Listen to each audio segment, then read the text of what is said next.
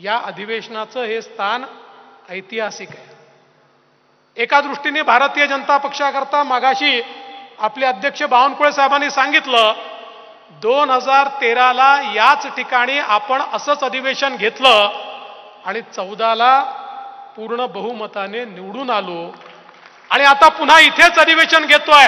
आणि मी तुम्हाला दाव्यानं सांगतो, आजची तारीख लिहून ठेवा, देवेंद्र फडणवीसनी म्हटलं होतं लिहून ठेवा, या विधानसभेनंतर पुन्हा एकदा महाराष्ट्रामध्ये महायुतीचंच सरकार निवडून येईल।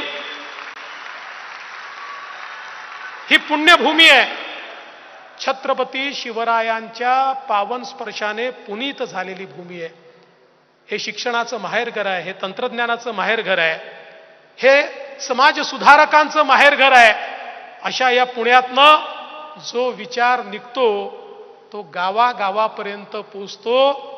आज भारतीय जनता पक्षाचा विचार पुन्हा एकदा गावागावापर्यंत पोचवण्याकरता आपण सगळे लोक या ठिकाणी आलो।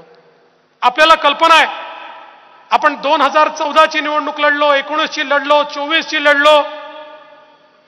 14च्या निवडणुकीत लोकांचा निर्धार आपण बघितला, 19च्या निवडणुकीमध्ये लोकांचा पाठिंबा आपण बघितला आणि 24च्या निवडणुकीमध्ये देखील जनता आपल्या पाठीशी होती।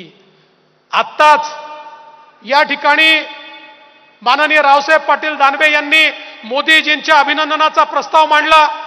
आशिषजींनी अत्यंत समर्थपणे त्या प्रस्तावाला समर्थन दिलं।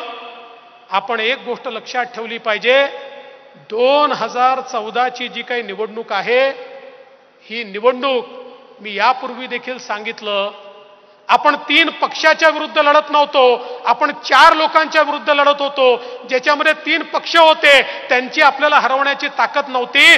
चौथा जो पक्ष होता तो होता फेक नरेटिव्ह, खोटा नरेटिव्ह, ज्याच्या